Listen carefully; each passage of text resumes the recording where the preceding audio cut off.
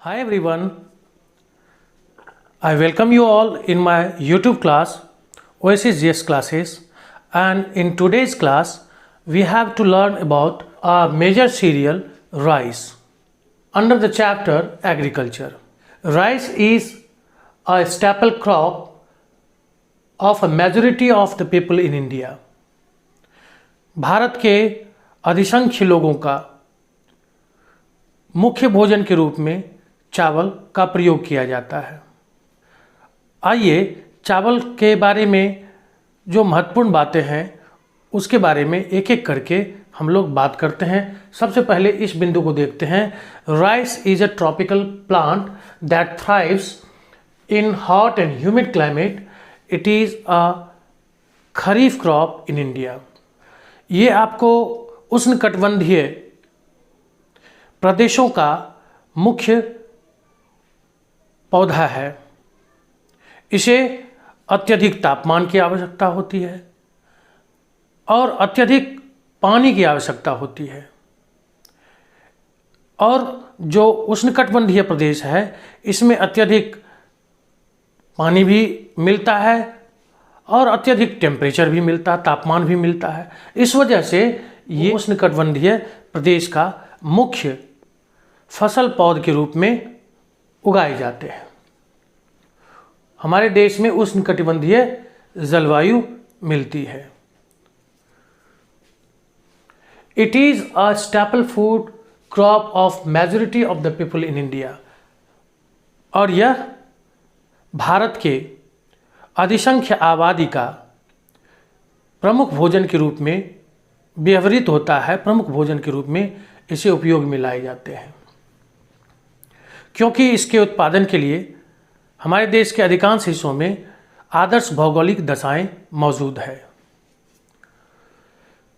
3 crops of rice, Aman, Boro and Aus are grown in Assam, West Bengal and Orissa due to high temperature and heavy rainfall.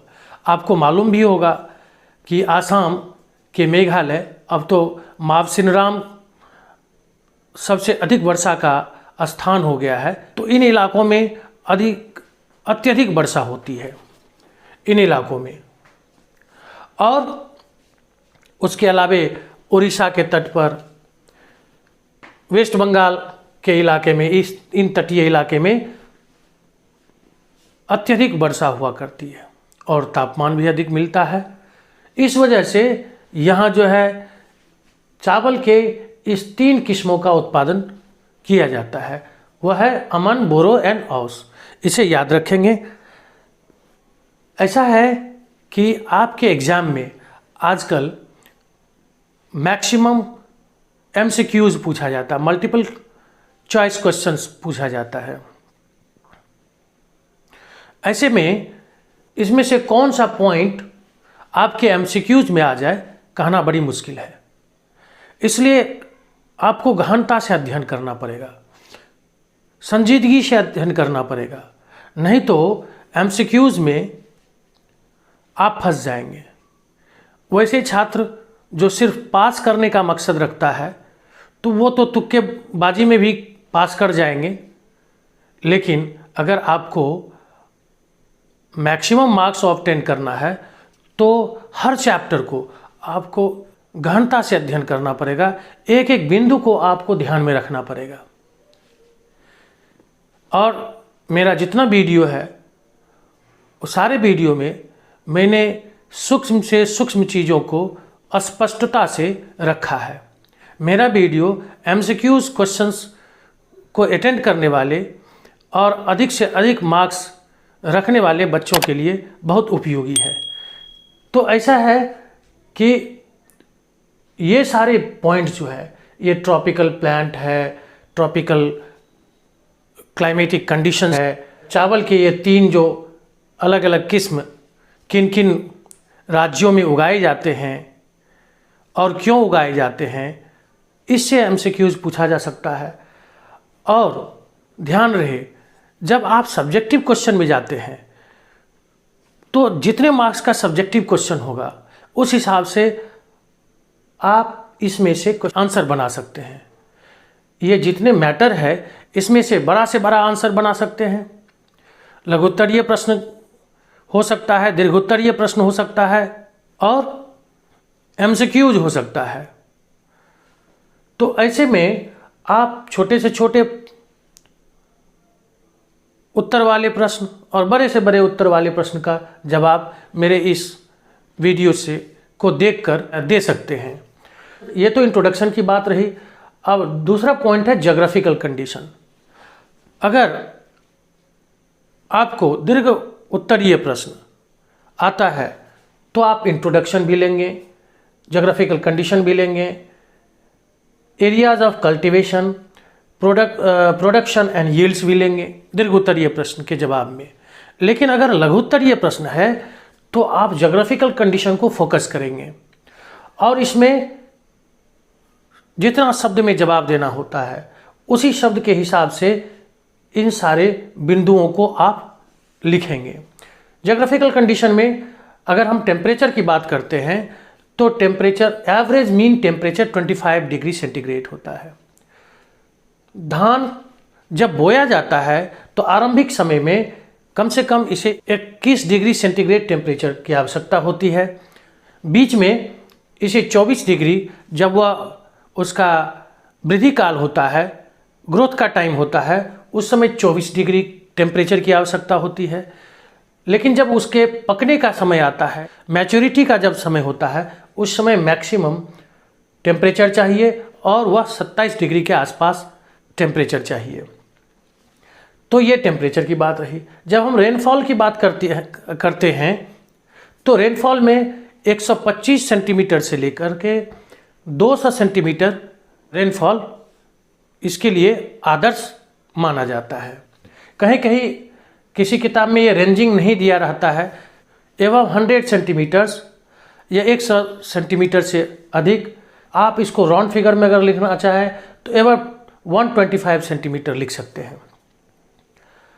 Soil की जब हम बात करते हैं तो सबसे आदर्श सॉइल, सबसे आइडियल सॉइल इसके लिए होता है एलिवियल सॉइल, जलोढ़ मिट्टी, जिसमें अधिक समय तक जल ग्रहण करने की क्षमता मौजूद होती है। साथ ही साथ क्लेई एंड लोमी सॉइल भी इसके लिए उपयुक्त होता है। जब हम लेबर की बात करते हैं, human labour in large number is required for its cultivation. आरंभ से लेकर के जब हम बोते हैं, सबसे पहले तो मेथड्स ऑफ राइस कल्टीवेशन, यह 3 इसका मेथड्स है, डिवलिंग, ड्रिलिंग एंड ट्रांसप्लांटेशन। पहले तो इसको बहुत सारे इलाके में ट्रांसप्लांटेशन मेथड अपनाया जाता है, जिसमें नर्सरीज में, क्यारियों में उसके बीज को बोया जाता है।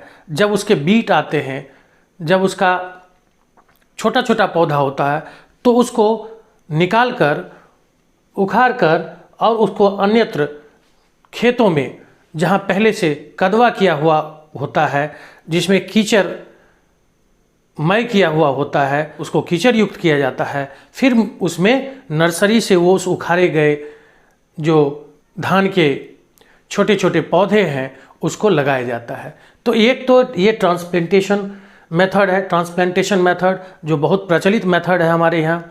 दूसरा है dibbling method. Seeds are dropped in furrows at regular interval.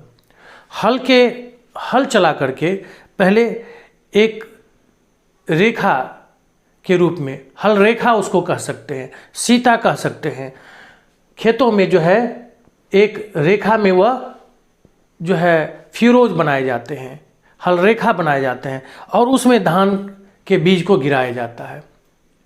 एक तो यह मेथड जिसे हम डिवलिंग कहते हैं, यह डिवलिंग मेथड हो गया। जब हम ड्रिलिंग मेथड की बात करते हैं तो ड्रिलिंग मेथड में क्या होता है, बैम्बू शाफ्ट एक बना हुआ होता है, बैम्बू शाफ्ट के माध्यम से उसी फ्यूरोज में धान के बीज को रेगुलर इंटरवल पर गिराया जाता है, जिसमें धान के बीज की बर्बादी कम होती है, बचत ज़्यादा होता है। ड्रिवलिंग मेथड में भी रेगुलर इंटरवल पर ही धान के बीज को गिराया जाता है, हाथ से गिराया जाता है, उसमें बैम्बू शाफ्ट का प्रयोग नहीं होता है, लेकिन उसमें बीजों की इधर उधर छिटक जाने की संभावना ज़्यादा होती है और बर्बादी ज़्यादा होता है। तो ये 3 मेथड से ये है राइस कल्टीवेशन होता है, जिसमें अत्यधिक लेबर भी लगते हैं। फिर बोने से लेकर के उसके हार्वेस्ट करने तक निकोनी है, सिंचाई है, इन सारे प्रक्रियाओं में बहुत सारे लेबर का ज़रूरत पड़ता है। तो ये लेबर इंटेंसिव कल्टीवेशन है।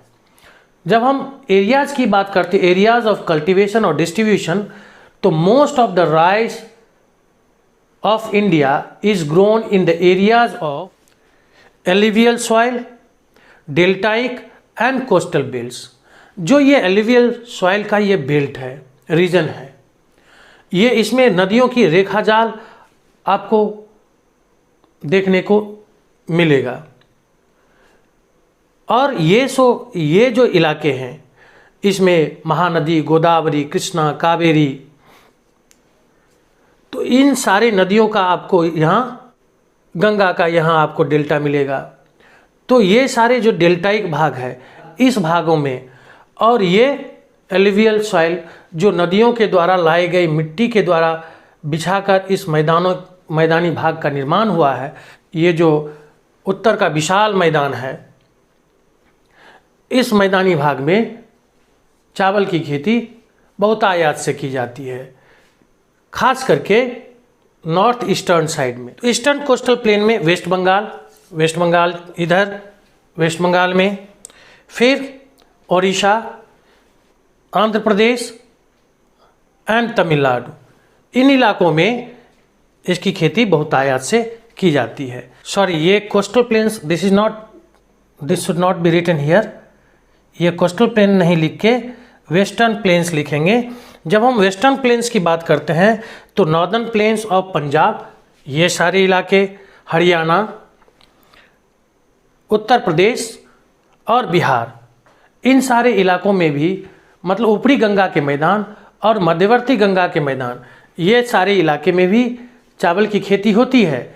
लेकिन इन इलाकों से यहाँ कम मात्रा में उत्पादन होता है, कारण इधर टेम्परेचर ज़्यादा मिलता है। ड्राई रीजन, ये जो राजस्थान और उसके एडजेसेंट जो पंजाब, हरियाणा, इन सारे इलाकों में जो है वर्षा की मात्रा कम होती है। इस वजह से इधर जो है इसका उत्पादन तो होता है, लेकिन इन इलाकों के अपेक्षाकृत कम होता है।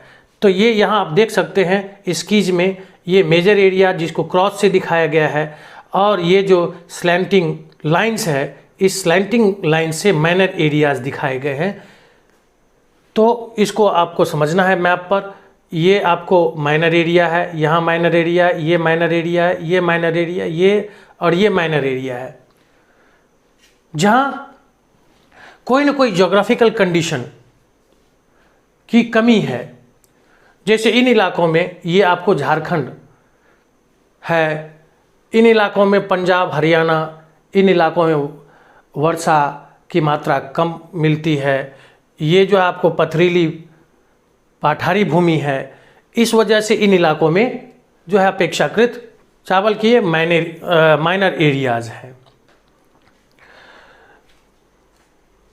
Northern eastern hilly states of India, Terai region, deltas in the east coast, मतलब डेल्टाज के बारे में तो हम लोगों ने पहले ही बात किया कि जितने भी नदी है, चाहे वह महानदी, गोदावरी, कृष्णा, कावेरी, जितनी नदियां हैं इन इलाकों में जो डेल्टा बनाती है, डेल्टाई क्षेत्र में एलिवियल सॉइल की पर्याप्तता होती है। इस वजह से उन इलाकों में चावल की खेती बहुतायत से की जाती है। Production and yield, our country is the second largest producer of rice in the world after China. हमारा देश चावल के उत्पादन में चाइना के बाद दूसरे स्थान पर है। India has the largest area under rice cultivation in the world. लेकिन जब हम क्षेत्र की बात करते हैं, एरिया की बात करते हैं, तो एरिया के हिसाब से भारत दुनिया में सबसे अधिक एरिया में चावल की खेती करता है। India now also export some varieties of rice to South East Asian countries and United Arab Emirates. हमारे देश के अंदर कुछ ऐसे चावल के कुछ ऐसी किस्में पैदा की जाती है जो उत्तम किस्म होते हैं, जिससे हमें फॉरेन करेंसी प्राप्त होता है। खास करके ये आपको साउथ ईस्ट एशियन कंट्रीज़ और यूनाइटेड अरब एमिरेट्स में एक्सपोर्ट किया जाता है, जैसे बासमती राइस। इस तरह के जो चावल है जिसका उत्पादन बड़े पैमाने पर कॉमर्शियल फार्मिंग के रूप में किया जाता है, कॉमर्शियल एग्रीकल्चर के रूप में किया जाता है, वहाँ से इसे एक्सपोर्ट किया जाता है और हमारे देश को विदेशी मुद्रा भी चावल की खेती से प्राप्त होता है। इन सारे चीज़ों को जानने के बाद हम in a brief, in a nutshell, at a glance we can say it needs plenty of heat, plenty of water, plenty of alluvium and plenty of labor to produce plenty of rice for plenty of people। संक्षेप में कहें तो बहुसंख्य लोगों के पेट भरने के लिए बहुत सारे चावल के उत्पादन की आवश्यकता होती है और बहुत सारे चावल के उत्पादन के लिए अत्यधिक तापमान की ज़रूरत है, अत्यधिक सिंचाई की आवश्यकता है और अत्यधिक जलोढ़ मिट्टी की आवश्यकता होती है और अत्यधिक श्रम की आवश्यकता होती है। तो ये इन नटसेल हम ये कह सकते हैं कि अधिक आबादी, बड़े आबादी के पेट भरने के लिए बहुत बड़ी मात्रा में चावल का उत्पादन करना पड़ेगा और बड़ी मात्रा में चावल उत्पादन करने के लिए हमें जो आदर्श भौगोलिक दशाएं हैं उसमें अधिक तापमान की आवश्यकता है, अधिक वर्षा जल या अधिक सिंचाई की आवश्यकता है, अधिक जलोढ़ मिट्टी की आवश्यकता है जो सबसे आदर्श मिट्टी है और अत्यधिक मानव श्रम की आवश्यकता है। इन सारे आदर्श दशाओं के बल पर हम अत्यधिक चावल का उत्पादन कर सकते हैं और अधिक से अधिक लोगों का पेट भर सकते हैं। आज की वीडियो में इतना ही। If you don't have subscribe my channel, please subscribe it and share it so that I feel myself motivated and to continue this work for your benefit, for the students, for the competitive examiners. Thank you for watching my video. Jai Hind.